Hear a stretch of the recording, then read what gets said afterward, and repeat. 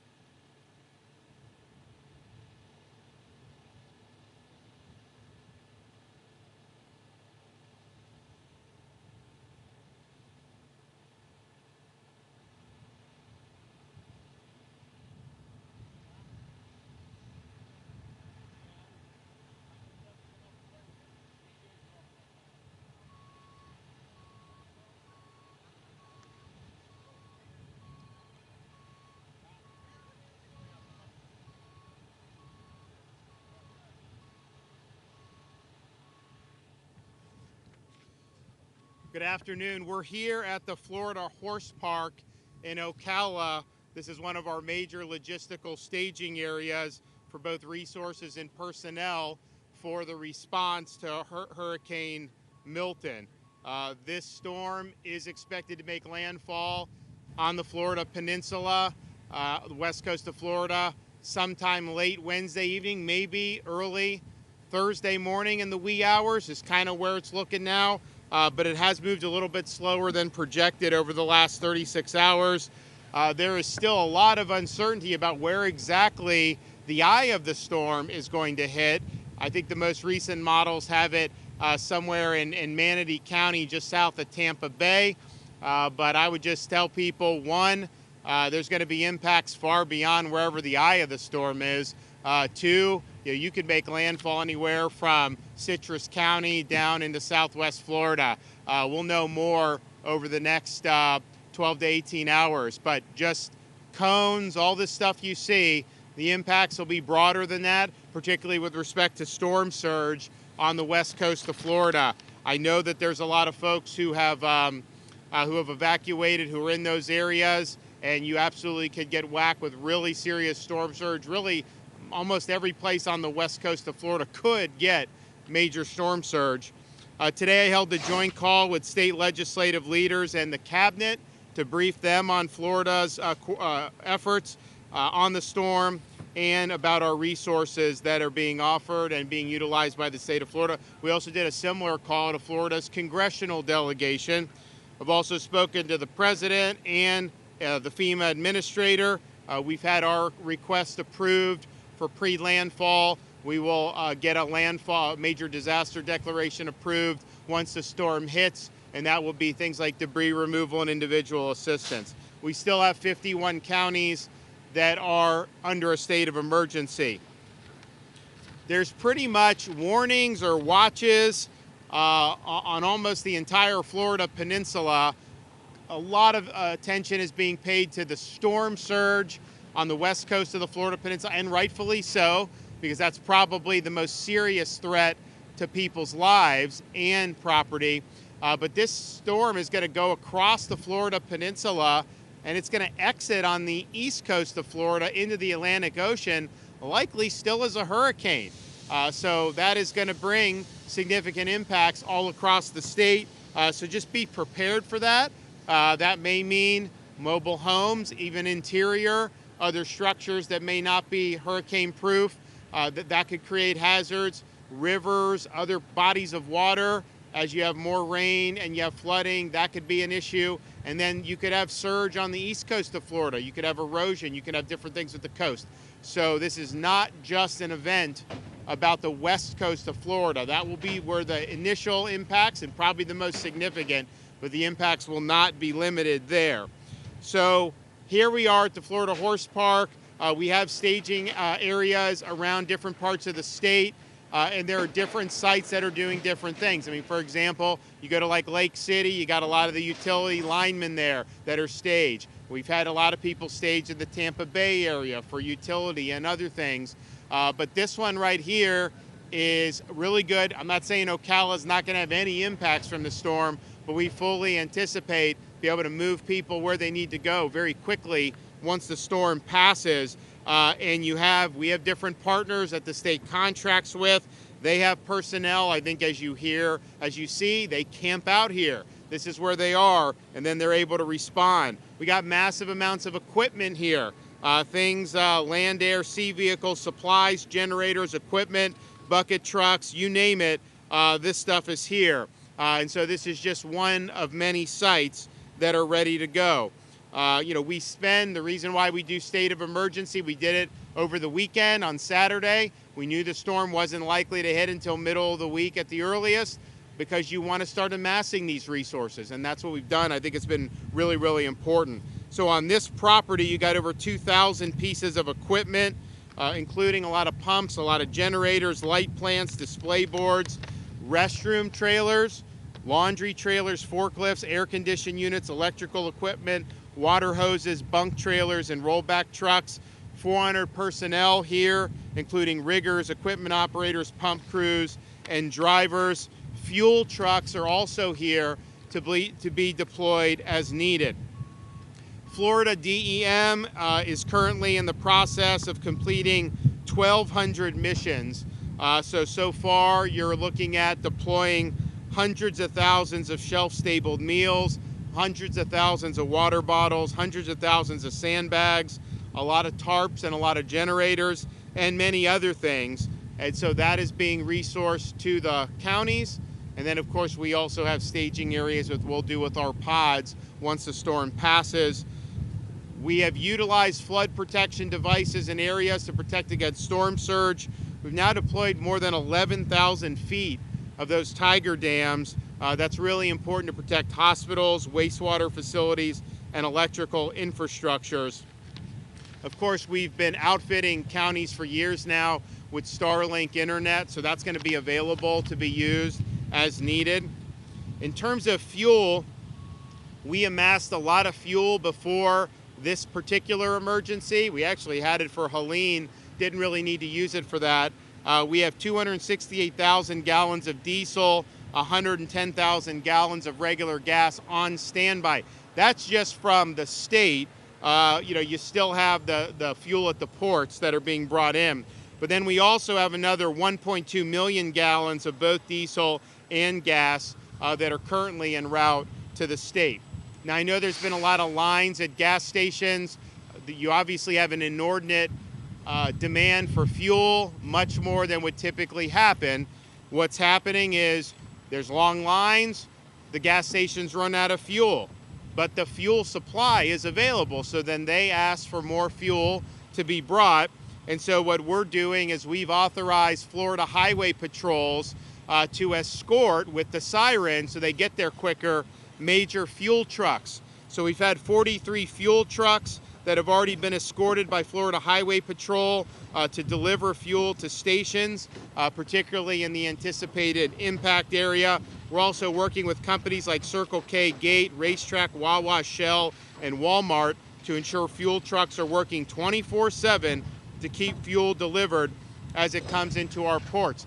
There's no longer fuel coming in to some of the West Coast ports like Tampa and Manatee, but they've got a lot of fuel there on dockside that is going to continue to be used. And I spoke with both ports of Tampa and Manatee today, and they've got a lot of fuel. So that's continuing to happen. And then fuel has been coming into East Coast ports. That's probably going to stop soon. Maybe it's already stopped now. But again, there's a lot of fuel that's on hand that can be brought out on the dockside. And that's what we're looking to continue to see happen. Debris removal from Hurricane Helene. I think most people know the counties and the cities, they have contracts for debris removal after a storm. There was not necessarily great job all around on some of the contractors in places like Manatee, Sarasota, Hillsborough counties. We saw this debris once it was clear there was going to be some type of storm this weekend.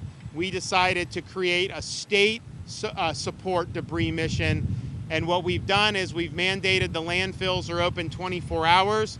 We had one county where they didn't have anyone there manning it.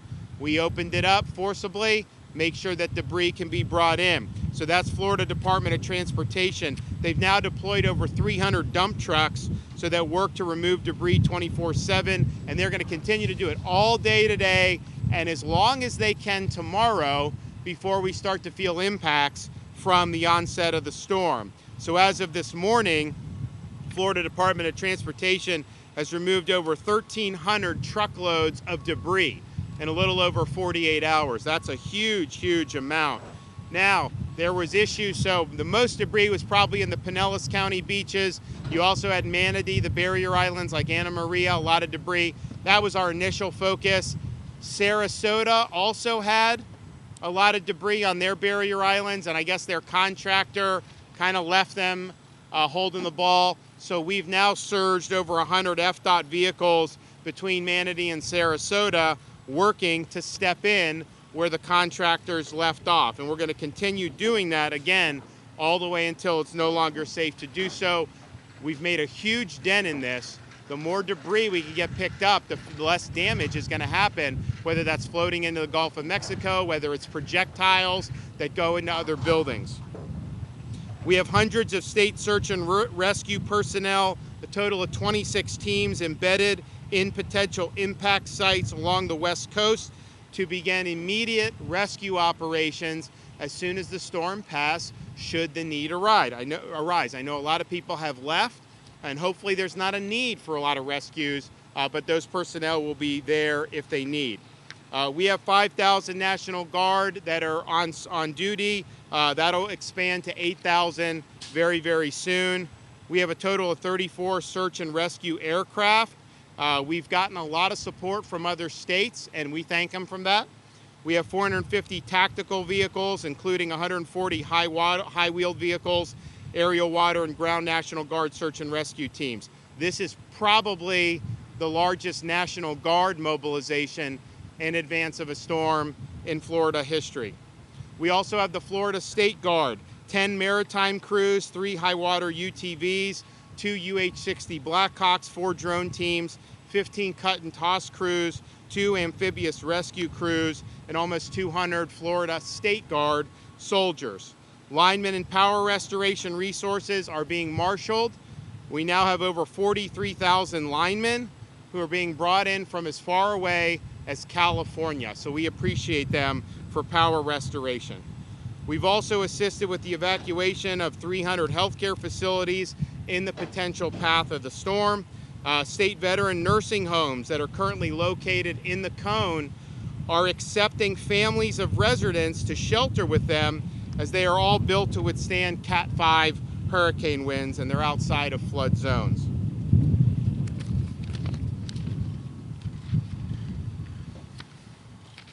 Florida Disaster Fund. This was activated after Ian, Idalia, and Helene.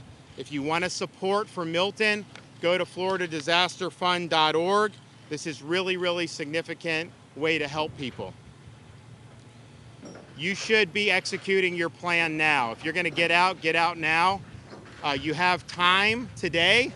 Time will be running out very shortly if you wait any longer. Of course, there's a lot of mandatory evacs that have been done. We have done the shoulders on the I-4 and the I-75. Veterans Expressway and Suncoast Parkway tolls have been waived. Those can also be used as evacuation routes. I-4 is doing a lot better today than yesterday. Still traffic, but that's it. That's the norm for that. I-75 northbound, 20 to 30% higher volumes. Alligator Alley is pretty jammed right now.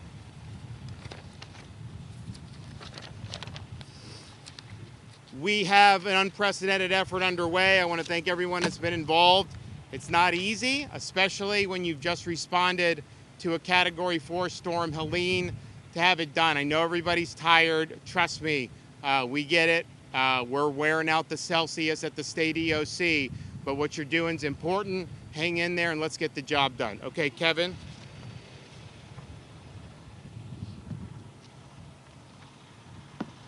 Thank you, Governor, for your leadership and commitment so that we have the resources that we need to respond to this unprecedented event. The State Emergency Response Team continues to work on more than 1,000 missions that the Governor's already mentioned. We will continue to fulfill these requests 24/7 as we prepare for landfall. Once the storm has passed, we have tens of thousands of resources staged and ready to deploy to the impacted communities as soon as it's safe to do so. Life-threatening storm surge is expected along Florida's west coast. Storm surge values shown in some areas could exceed 15 feet. Counties from Levy to Collier have ordered mandatory evacuations, and I urge you to heed those warnings if you're in one of those zones. By now, I hope you know whether if you live in an evacuation zone or not. But if you do not know, please go right now to floridadisaster.org/know and find out if you live in an evacuation zone. If you are in a mobile or a manufactured home or in a low-lying flood-prone area, it is never safe to stay in that situation. No matter what year it was built, you need to evacuate.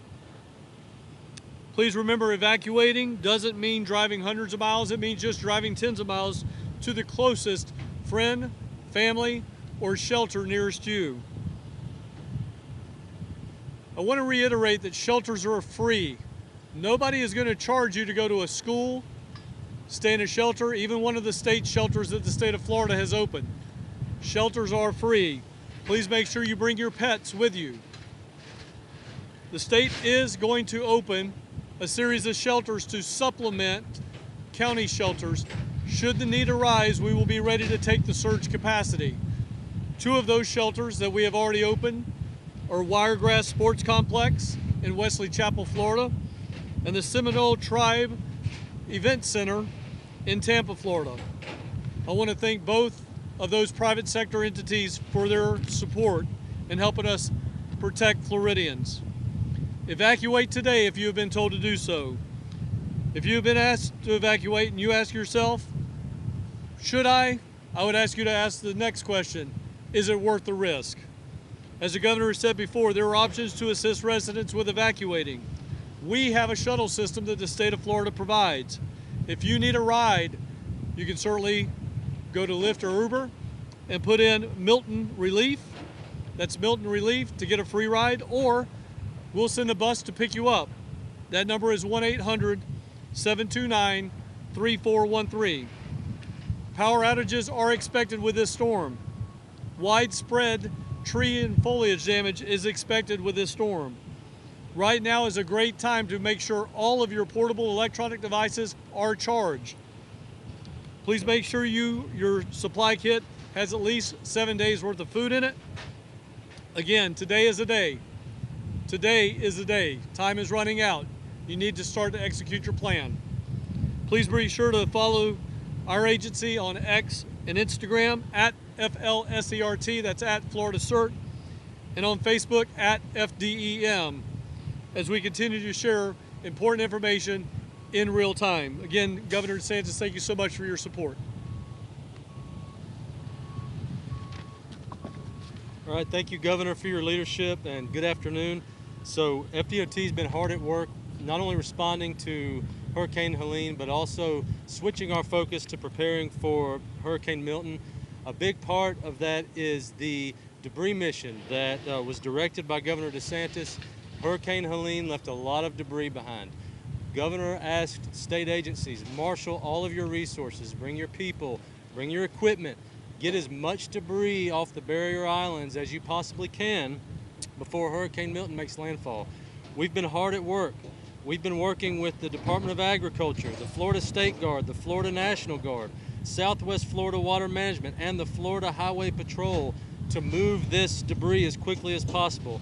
You heard from the governor in the past 48 hours, we've removed over 1,300 loads of debris, which is nearly 24,000 cubic yards. That's in just 48 hours. Truly is remarkable. We're also putting in a lot of other efforts to prepare for this event. We do ask our local governments, local municipalities, counties, and their debris contractors and vendors. This is a 24/7 operation. Bring your resources to the table. Continue to move debris. The more debris we remove, the better off these communities are going to be. We have suspended tolls in Central and West Florida and also along Alligator Alley and 595 Express in South Florida to facilitate evacuations. Together, FDOT and the Florida Highway Patrol implemented emergency shoulder use along I-4 from Tampa to Orlando and also along I-75 from Tampa to I-10 in Columbia County. We have had very heavy traffic since we did that, but it did begin to relieve. Late last night, it began to return to normal. We have seen heavy traffic and congestion throughout the day. I-4 has returned to normal with the exception of our normal congestion areas.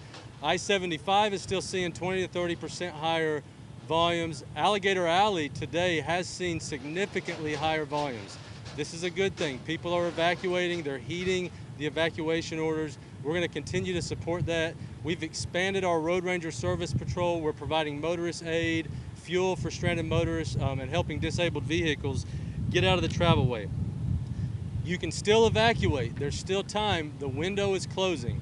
One thing I would like to say, please do not wait until the last minute. It can be very dangerous to drive with heavy rain and high winds. Every storm season we end up seeing traffic fatalities from people who wait to the last minute to leave. If you're wondering, should I evacuate, go ahead and evacuate while you still have time and get you and your family to safety. We're monitoring causeways and bridges on the West Coast, specifically in the Tampa Bay region.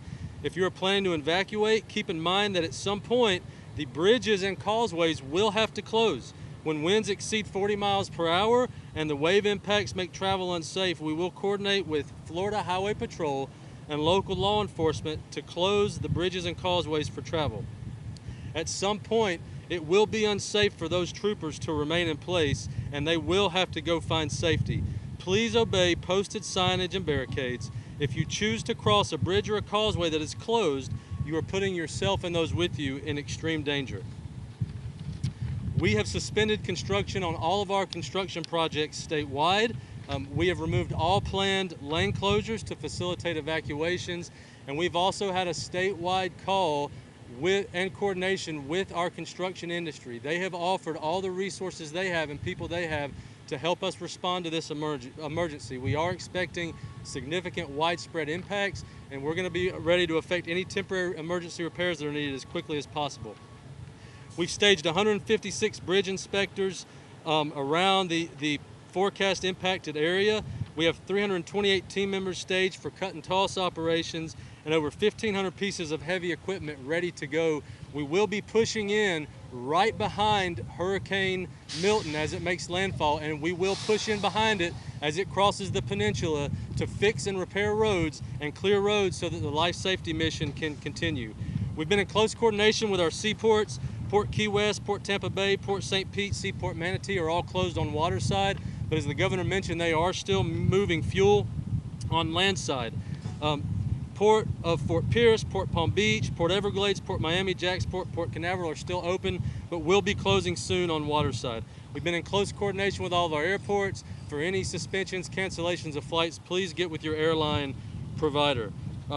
For traffic information, up-to-date information, we have 10 regional traffic management centers across the entire state that work 24/7. We are updating fl511.com live. This is the source of information for traffic. If you need to know route, if you're getting ready to evacuate and need to know which route to take, go to fl511.com. You can view our traffic cameras live, you can plan your route, and you can get to safety efficiently. Remember, always follow the direction of local law enforcement and emergency personnel. Again, Governor, thank you for your leadership as we prepare. Well, we appreciate everybody that's been working hard. As I mentioned, there's been state of emergency now for over 2 weeks straight in terms of mobilization, preparation, response to one Category 4 storm, and now mobilization and response to another major hurricane. It's not easy. I know people have been working around the clock, not just with state government, but our local counties and cities, and then all the other partners that participate in this. But people are pushing forward, they're stepping up. I know some of our residents that just experienced hurricane damage from Helene are also fatigued. Just hang in there and do the right thing. Just let's get through this. We can do it together, and then on the other side of it, make sure everybody's safe, and we'll put the pieces back together. The state is strong. We're going to be able to weather it. Not going to be easy. We're going to suffer damage, but you know, don't lose faith. It's a tough thing to do 2 storms in 2 weeks, but we'll get through it. Okay. Any questions?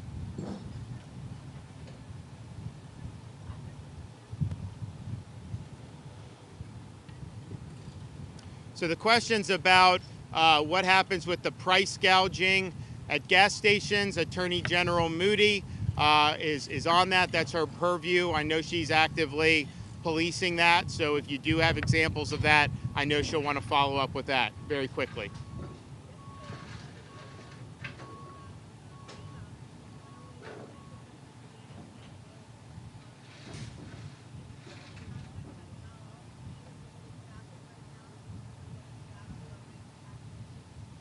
So the question's about FEMA staffing, that they are limited right now to be able to come down. What I would say is, what we have is we have these urban search and rescue teams that have been mobilized. That is done under the auspices of FEMA and DHS, even though a lot of these people are Florida firefighters.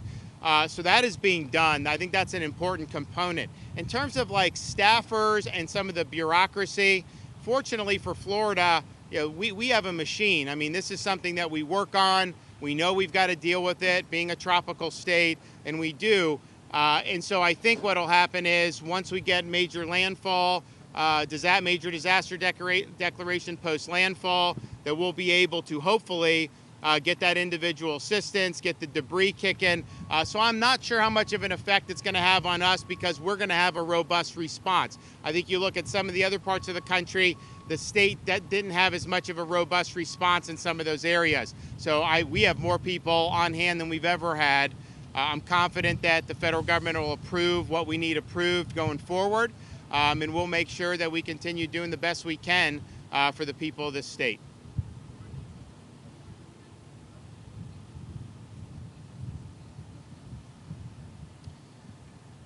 So the questions about this is a massive guard mobilization, what necessitated that? Well, part of it is it's a big storm, powerful storm, and it's going in an ominous track. One of the worst places to take a major hurricane is the Tampa Bay area. It's low-lying. You have Pinellas County as a peninsula surrounded by water. The prospect for devastating storm surge is high, and it has a chance to damage a lot of property and put a lot of people's lives at risk. Now, I think most people have gotten out, but the reality is this is something that we planned for. This is something that we knew could be something that happened, and it's not guaranteed this is going to go into Tampa Bay, as I mentioned. It could go north of it. It could go down further into Southwest Florida. That's all possible as this thing continues to approach the Florida Peninsula. But, you know, to compare to like Helene made landfall in the Big Bend of Florida. We had no fatalities in Taylor County at all from a major 15, 20-foot storm surge. That's pretty remarkable, but there's also much fewer people there. You start talking about the greater Tampa Bay area, you know, that's millions of people. And then if the storm rides I-4 out to the Atlantic, that's many millions more. So I think that reality and possibility necessitated the robust response. Okay, thanks everybody.